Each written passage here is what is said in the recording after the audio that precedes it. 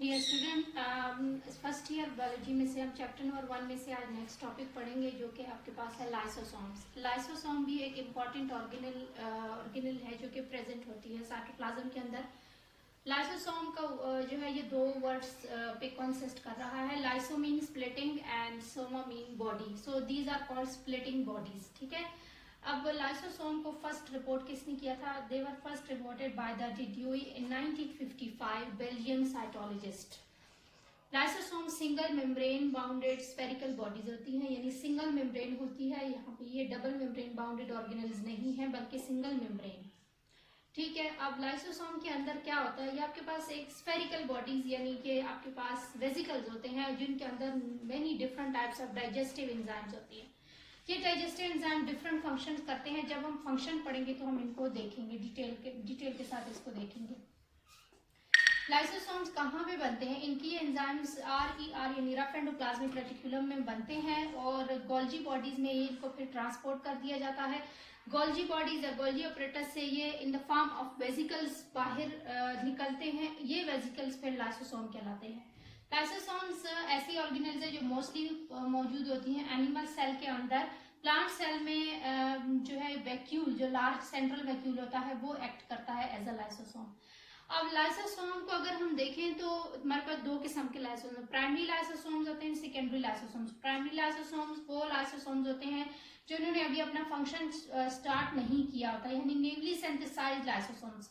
ये आपको नजर आ रहा है, एक छोटी सी डायग्राम है। ठीक है, एक वेसिकल है जिसके अंदर मैंने ये डॉट शो किए। ये डॉट क्या दिखा रहे हैं आपको? डॉट का मतलब है यहाँ पर कि it contain different type of enzymes. तो प्राइमरी लाइसोसोम्स आपके पास वो है जो न्यूली सिंथेसाइज्ड लाइसोसोम है। दूसरी तरफ सेकेंडरी लाइसोसोम्स है। सेकेंडरी लाइसोसोम्स कौन से होते हैं? जब लाइसोसोम फूड वैक्यूल के साथ कंबाइन हो जाता है तो उसको सेकेंडरी लाइसोसोम कहते हैं, जिसने अभी अपना फंक्शन शुरू किया हुआ है। डियर स्टूडेंट, अभी हम लाइसोसोम के फंक्शंस डिस्कस करने लगे हैं। लाइसोसोम्स के डिफरेंट फंक्शंस हैं जिसमें जो है फर्स्ट है वो इंट्रासेलुलर डाइजेशन। नेक्स्ट आपके पास है इसमें autophagy and third one is autolysis. अब हम फर्स्ट वन को डिस्कस करते हैं, that is intracellular digestion. Intracellular digestion का मतलब है digestion within the cell.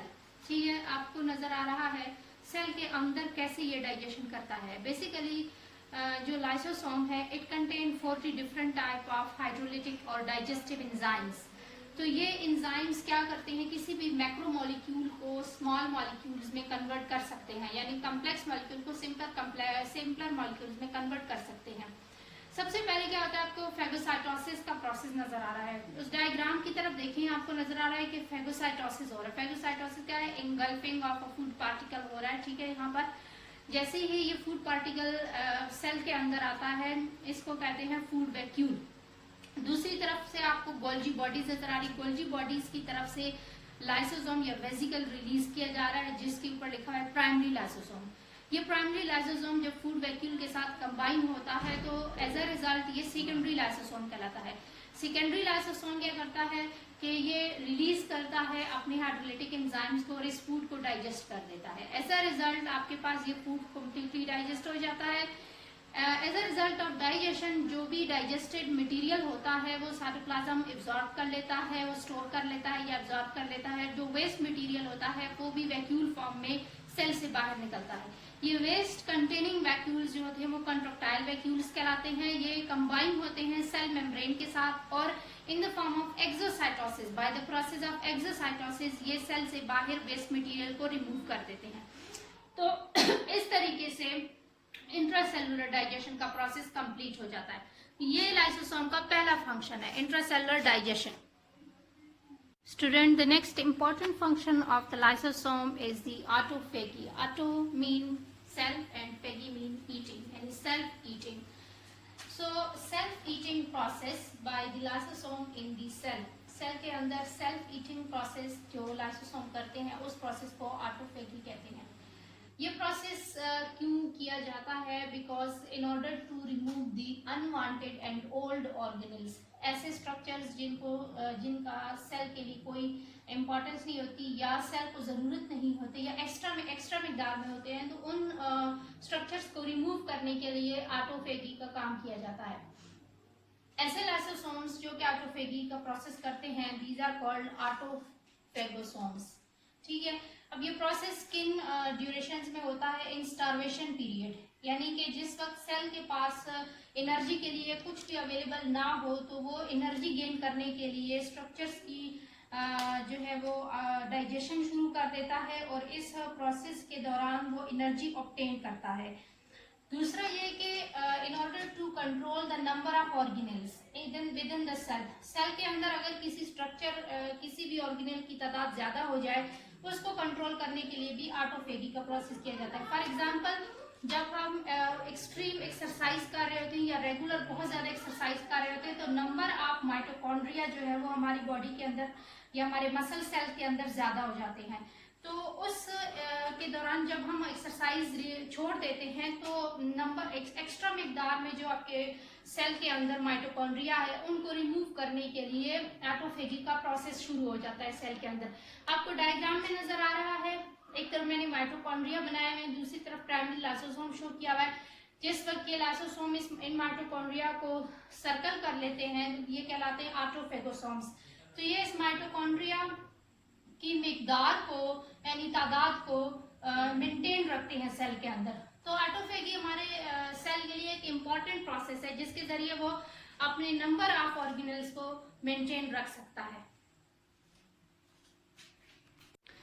Dear student, next जो last important function of lysosome में वो है आइटोलाइसिस। आइटोलाइसिस का मतलब होता है प्रोग्राम सेल डेथ, यानी plan cell death, in which lysosome burst होते हैं, they release their enzymes throughout the cytoplasm and then due to this cell disintegrated into fragments and then it is phagocytosed by other cell. अब ये process कैसे होता है कि सबसे पहले सेल के अंदर लाइसोसोम की बर्स्टिंग होती है। जब लाइसोसोम बर्स्ट हो जाता है, ये अपने एंजाइम्स को रिलीज कर देता है सेल के अंदर। डायग्राम में देखें, आपको लाइसोसोम नजर आ रहा है, लाइसोसोम बर्स्ट होकर सेल के अंदर जो डॉट नजर आ रहे हैं, ये मैंने एंजाइम्स शो किए। डिफरेंट एंजाइम्स यहाँ पे जो है वो प्रोसेस शुरू कर देते हैं और इस सेल की सेल मेम्ब्रेन और जितने भी स्ट्रक्चर होते हैं उनको स्मॉल फ्रेगमेंट्स में कन्वर्ट कर देते हैं। जब ये सेल इन फ्रेगमेंट्स में कन्वर्ट हो जाता है, तो इन सेल्स को फैगोसाइटोज्ड कर लिया जाता है by mean of other cells. Phagocytosed mean engulfed by other cell. इसी प्रॉपर्टी या इसी कैरेक्टरिस्टिक की वजह से लाइसोसोम को सुसाइडल बैग्स कहते हैं। ये प्रोसेस कब होता है? डेवलपमेंटल फेजेस के दौरान या डेवलपमेंटल स्टेजेस के दौरान क्या होता है कि बाज़ औक़ात कुछ सेल्स की जरूरत बॉडी को नहीं होती, उन सेल्स या उन स्ट्रक्चर की डेवलपमेंट की जरूरत नहीं होती, उनको रिमूव करने के लिए ऑटोलाइसिस का प्रोसेस किया जाता है। तो होप्स हो कि आपको लाइसोसोम के फंक्शंस समझ आ गए होंगे। अब नेक्स्ट हम पढ़ेंगे कि लाइसोसोम्स की अगर किसी एंजाइम की मौजूद ना हो तो उसकी वजह से क्या डिजीजेस हो सकती हैं। Dear student, now we are going to discuss the lysosomal storage diseases. Lysosomal storage diseases क्या है? अब लाइसोसोम्स के आपको स्ट्रक्चर समझ आ गया होगी। लाइसोसोम के अंदर हमारे पास different type of digestive enzymes present होते हैं। अगर इनमें से कोई भी एंजाइम एब्सेंट हो जाए, ठीक है, अगर कोई भी एंजाइम एब्सेंट हो जाए तो उस सब्सटेंस की डाइजेशन नहीं होगी, और अगर उस सब्सटेंस की डाइजेशन नहीं होगी तो वो सब्सटेंस बॉडी की किसी भी ऑर्गन में या किसी भी पार्ट में एक्यूमुलेट होना शुरू हो जाएगा, यानी जमा होना शुरू हो जाएगा। तो किसी भी खास एंजाइम की एब्सेंस की वजह से अगर कोई सब्सटेंस बॉडी के किसी ऑर्गन में जमा होना शुरू हो जाए, एक्यूमुलेट होना शुरू हो जाए, तो उसकी वजह से जो डिजीजेस कॉज होती हैं वो कहलाती हैं लाइसोसोमल स्टोरेज डिजीजेस। ठीक है, इसको लाइसोसोमल स्टोरेज डिजीज इसलिए कहते हैं क्योंकि लाइसोसोम की वजह से हो रहा है। लाइसोसोम के अंदर अगर किसी भी एंजाइम की इनएक्टिविटी है या वो एंजाइम प्रेजेंट नहीं है या वो एंजाइम काम नहीं कर रहा, तो डेफिनेटली उसकी वजह से डिजीजेस कॉज होंगे और इसको कहते हैं लाइसोसोमल स्टोरेज डिजीजेस, LSDS। ठीक है, lysosomal storage diseases hereditary diseases and congenital diseases होती हैं। हेरिडिटरी डिजीजेस वो डिजीजेस होते हैं जिसमें खास जीन किसी एबनॉर्मेलिटी के लिए रिस्पॉन्सिबल होता है। ये डिजीजेस पास होती है एक जनरेशन से दूसरे जनरेशन में। इसी तरह से कॉन्जेनिटल डिजीजेस जो डिजीजेस हैं वो बर्थ डिफेक्ट्स होती हैं, वो बर्थ या फीटल स्टेज ऑफ डेवलपमेंट के दौरान वो जाहिर होती हैं और इस तरीके से वो बर्थ डिफेक्ट्स या कॉन्जेनिटल डिजीजेस कहलाती हैं। अब एग्जांपल्स क्या है लाइसोसोमल स्टोरेज डिजीजेस की? बहुत सारी एग्जांपल्स हैं। इसमें हमारे पास एक एग्जांपल जो आपकी बुक में गिवन है वो है टे-सैक्स डिजीज। टे-सैक्स डिजीज वो डिजीज है जिसमें लिपिड डाइजेस्टिंग एंजाइम एब्सेंट होता है, जिसकी वजह से लिपिड मॉलिक्यूल्स की एक्यूमुलेशन हो जाती है ब्रेन में। अब टे-सैक्स डिजीज में होता क्या है कि it destroy the nerve cells in the brain and spinal cord, जिसकी वजह से ब्रेन का फंक्शन जो होता है वो इफेक्ट होता है। इसी तरह से एक और डिजीज है जो कि लाइसोसोमल स्टोरेज डिजीज में आता है, वो है गौशे डिजीज। ठीक है, इसको गौशे पढ़ेंगे। गौशे डिजीज है, ये भी लिपिड या फैट डिपोजिशन की वजह से होती है। ये क्यों लिपिड या फैट डिपोजिशन हो रही है? बिकॉज इसके लिए जो एंजाइम है लिपिड या फैट डाइजेस्टिंग वो प्रेजेंट नहीं हो। तो इसमें क्या होता है, स्प्लीन एंड लिवर की इनलार्जमेंट होती है, ब्लड प्रॉब्लम्स हो सकते हैं, बोन इश्यूज हो सकते हैं, डिफरेंट किस्म के इसके सिम्टम्स जो है वो मौजूद है। तो लाइसोसोमल स्टोरेज डिजीजेस क्या है? ये वो डिजीजेस है जो कि लाइसोसोम के एक खास या पर्टिकुलर एंजाइम की मिसिंग की वजह से एक इंडिविजुअल के अंदर अराइज होते हैं। ठीक है, तो होप्स हो कि आपको लाइसोसोमल स्टोरेज डिजीजेस समझ आ गए होंगे।